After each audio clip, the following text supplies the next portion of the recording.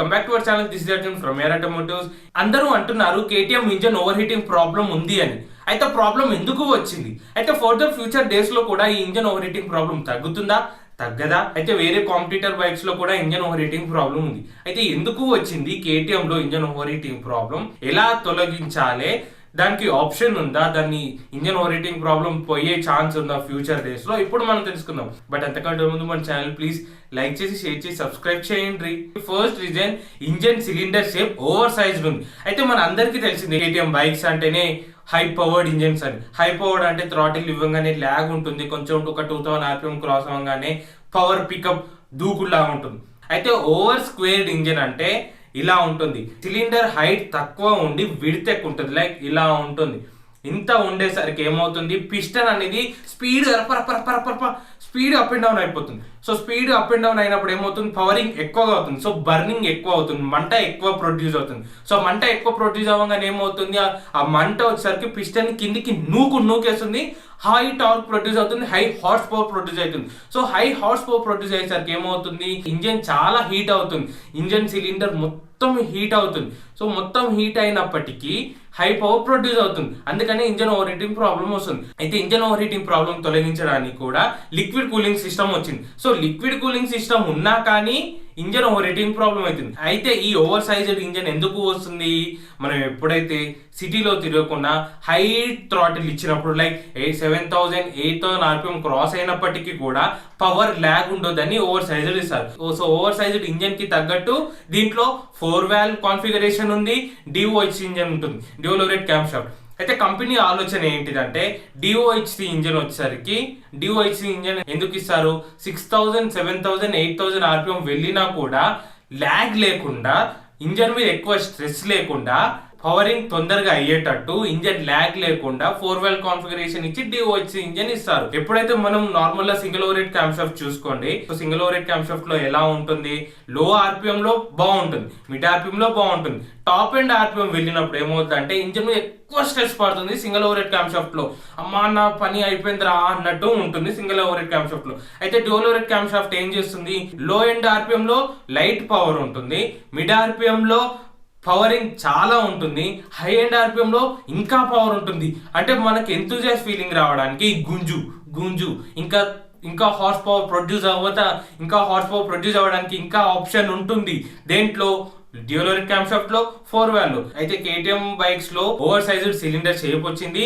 Over sized cylinder shape కి తగ్గట్టు 4 valve configuration, dual over head cam shaft, ఈ 3 configuration కలుపుతున్నాం కాబట్టి హై అండ్ RPM వెళ్ళినప్పుడు ల్యాగ్ ఉండదు, హై టార్క్ ప్రొడ్యూస్ అవుతుంది, హై హార్స్ పవర్ ప్రొడ్యూస్ అవుతుంది. అయితే లేదు dual over head cam shaft కాబట్టి single over head cam shaft ఇవ్వచ్చు కదా అని అనుకుంటే అట్లా కూడా ఆప్షన్ ఉంది. ఫర్ సపోజ్ కేటీఎం కాకపోతే Yamaha MT-15, Yamaha R15 version 4 version 3 లో చూసుకుంటే దాంట్లో కూడా లిక్విడ్ కూలింగ్ సిస్టమ్ ఉంది. కాకపోతే single over head cam shaft ఉంది. యమహా బైక్స్ లో కూడా ఇంజన్ ఓవర్ హీటింగ్ ప్రాబ్లం ఉంది. ఎందుకు ఉంది, ఓవర్ సైజ్డ్ సిలిండర్ షేప్ వచ్చింది. అంటే సిలిండర్ హైట్ తక్కువ ఉండి విడ్త్ ఎక్కువ ఉంది. ఎప్పుడైతే వినండి, విడ్త్ ఎక్కువ ఉండి హైట్ తక్కువగా ఉంటే ఖచ్చితంగా ఇంజన్ లో హై పవర్ ఉంటుంది, హై హార్స్ పవర్ ఉంటుంది. దానికి తగ్గట్టు ఇంజన్ కూడా ఓవర్ హీటింగ్ అవుతుంది. MT-15 లో 4 valve కాన్ఫిగరేషన్ ఉంది, కానీ single over head cam shaft ఉంటుంది. అయితే యమహాలో మరి DOHC ఇంజన్ ఇవ్వచ్చు కదా అంటే DOHC ఇంజన్ ఇయ్యలేదు. ఎందుకు ఇవ్వలేదు, single over head cam shaft లోనే యాక్చుయేటర్స్ ఇచ్చారు. సో VVA టెక్నాలజీ ఉంటుంది, variable valve technology. So variable valve technology అయినా as like a DOHC engine లాగా వర్క్ అవుతుంది. So single over head cam shaft configuration ఏంటిది, low end RPM mid end RPM excellent గా ఉంటుంది, high end RPM లో లో power అవుతుంది.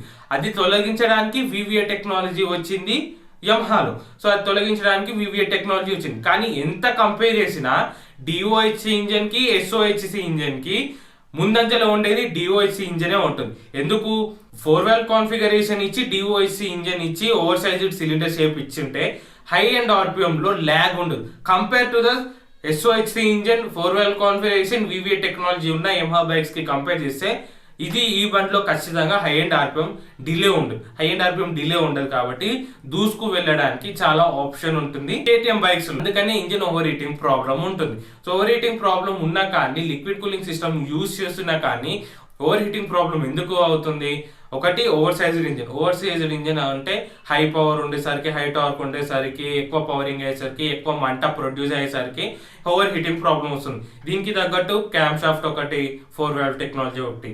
ఈ 4 వాల్వ్ టెక్నాలజీ, ఈ క్యామ్ షాఫ్ట్, ఇలాంటి ఓవర్ సైజ్డ్ సిలిండర్ షేప్ వచ్చేసరికి పవరింగ్ లో ఎఫిషియెంట్ గా ఉంటుంది, కానీ మైలేజ్ లో తక్కువ ఉంటుంది, కానీ ఎఫిషియెంట్ ఎక్కువ ఉంటుంది. ఇంజన్ మీద స్ట్రెస్ ఉండదు. లో end RPM, mid RPM, high end RPM లో ఇంజన్ స్ట్రెస్ అస్సలు ఉండదు, కానీ మైలేజ్ ఒకటి తగ్గుతుంది.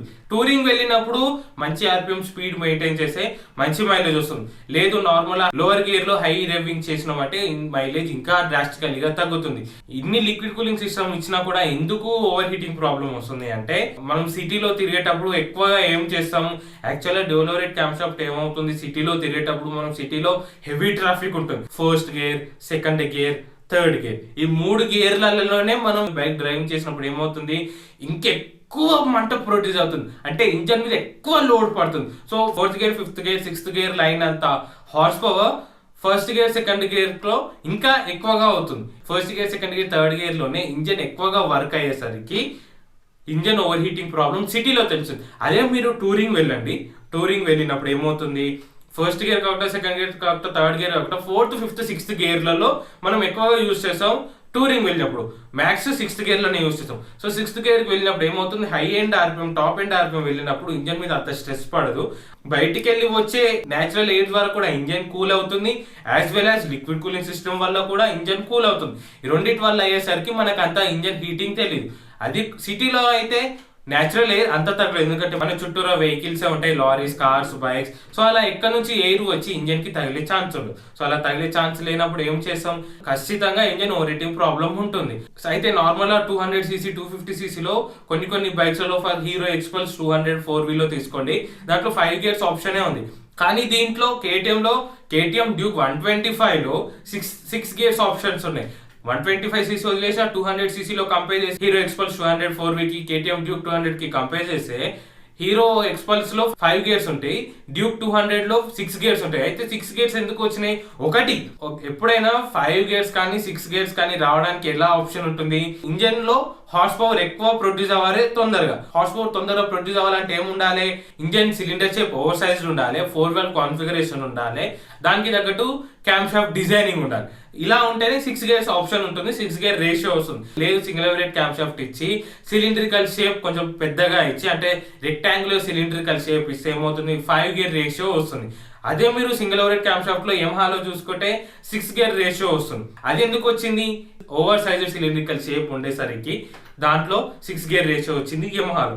అందుకనే మీరు కేటీఎం లో కంపేర్ చేసుకుంటే, ఏ బండ్లో కంపేర్ చేసినా కేటీఎం లో హార్స్ పవర్ ఎక్కువ ఉంటుంది, టార్క్ ఎక్కువ వస్తుంది. ఈ రెండు ఎందుకు ఎక్కువ వస్తుంది, 4 వాల్వ్ కాన్ఫిగరేషన్ ఒకటి, డ్యూలోరెట్ క్యామ్ షాఫ్ట్ ఒకటి, ఓవర్ సైజ్డ్ ఇంజన్ ఒకటి, ఈ 3 ఉండేసరికి ఇంజన్ తొందరగా హార్స్ పవర్ ప్రొడ్యూస్ అవుతుంది, ఇంజన్ ఓవర్ హీటింగ్ ప్రాబ్లం ఉంటుంది. అయితే ఫర్దర్ డేస్ లో ఇంజన్ ఓవర్ హీటింగ్ ప్రాబ్లం పోదా అంటే ఖచ్చితంగా పోదు. Liquid cooling system size increase అవుతుంది, ఇంక్రీజ్ అయినప్పటికీ కూడా ఇంజన్ ఓవర్ హీటింగ్ ప్రాబ్లం రాదు. ఫర్దర్ డేస్ లో ఇంజన్ ఓవర్ హీటింగ్ ప్రాబ్లం అయితే తగ్గే ఛాన్స్ లేదు. తగ్గాలి అంటే ఇంజన్ సిలిండ్రికల్ షేప్ డిఫరెన్స్ ఇస్తే అప్పుడు సైజ్ వేరియేషన్ అయ్యి ఓవర్ హీటింగ్ ప్రాబ్లం తగ్గే chance. 6 speed ratio gear box ఇచ్చి, డ్యూయల్ క్యామ్ షాఫ్ట్ ఇచ్చి, 4 వాల్వ్ కాన్ఫిగరేషన్ ఇస్తే ఇంజన్ ఓవర్ హీటింగ్ తగ్గదు. టూరింగ్ వెళ్ళినప్పుడు తగ్గుతుంది, సిటీలో ఉన్నప్పుడు తగ్గదు. బయట నుంచి గాలి తగలాలే, ఇంజన్ లో లిక్విడ్ కూలింగ్ సిస్టమ్ కూడా వర్క్ అయితేనే engine over heating problem decrease అవుతుంది. దాన్ని మెయింటైన్ చేయండి, కరెక్ట్ సర్వీస్ టైంకి ఇస్తే మీకు ఇంజన్ ప్రాబ్లం అనేది రాదు. ఎగ్జాక్ట్ ఆర్పిఎం మెయింటైన్ చేస్తూ గేర్ షిఫ్టింగ్ చేస్తే మీకు ఖచ్చితంగా ఇంజన్ లో ఓవర్ హీటింగ్ ప్రాబ్లం కొంచెం తగ్గే ఛాన్స్ ఉంటుంది. అది నా ఒపీనియన్. అయితే కేటీఎం ఏ బైక్స్ లో తీసుకున్న ఓవర్ హీటింగ్ ప్రాబ్లం ఖచ్చితంగా ఉంటుంది, అది ఫర్దర్ డేస్ లో పోదు.